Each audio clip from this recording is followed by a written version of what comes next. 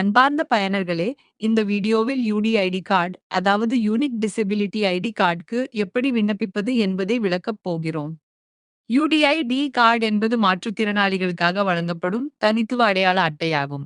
இந்த அட்டையின் மூலம் பல்வேறு அரசு திட்டங்களின் பயன்களை எளிதாக பெறலாம். இந்த அட்டையில் மாற்றுத்திறனின் வகை மற்றும் அதன் சதவீதம் உள்ளிட்ட அனைத்து விவரங்களும் ஒரே இடத்தில் பதிவு செய்யப்பட்டிருக்கும். யுடிஐடி கார்டு மூலம் மாற்றுத்திறனாளிகள் அரசு துறைகள் மற்றும் தனியார் நிறுவனங்கள் வழங்கும் பல்வேறு சேவைகள், சலுகைகள் மற்றும் வசதிகளை எளிதாக பெற முடியும். இப்போது யுடிஐடி கார்டுக்கு எப்படி விண்ணப்பிப்பது என்று பார்க்கலாம். முதலில் நமது போர்ட்டலில் லாகின் செய்யுங்கள். அதன் பிறகு பிரிண்ட் சர்வீசஸ் என்பதை கிளிக் செய்யுங்கள். அடுத்து யுடிஐடி சர்வீசஸ் என்பதை கிளிக் செய்து யுடிஐடி கார்டு நியூ அப்ளை என்பதை தேர்வு செய்யுங்கள். இப்போது விண்ணப்ப படிவத்தை நிரப்ப வேண்டும்.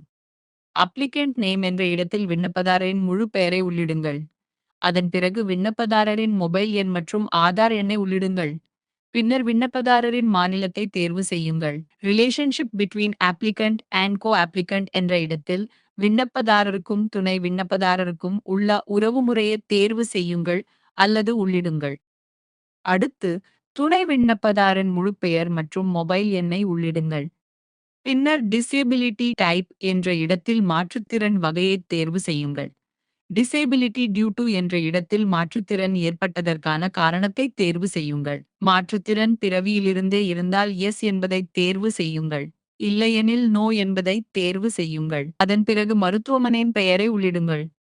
டாக்குமெண்ட்ஸ் அப்லோட் என்ற பகுதியில் விண்ணப்பதாரரின் புகைப்படம், கையொப்பம் மற்றும் ஆதார் கோப்பை அப்லோடு செய்யுங்கள். அப்லோடு செய்யப்படும் ஒவ்வொரு கோப்பும் 2 மெகாபைட்டுக்குள் இருக்க வேண்டும்.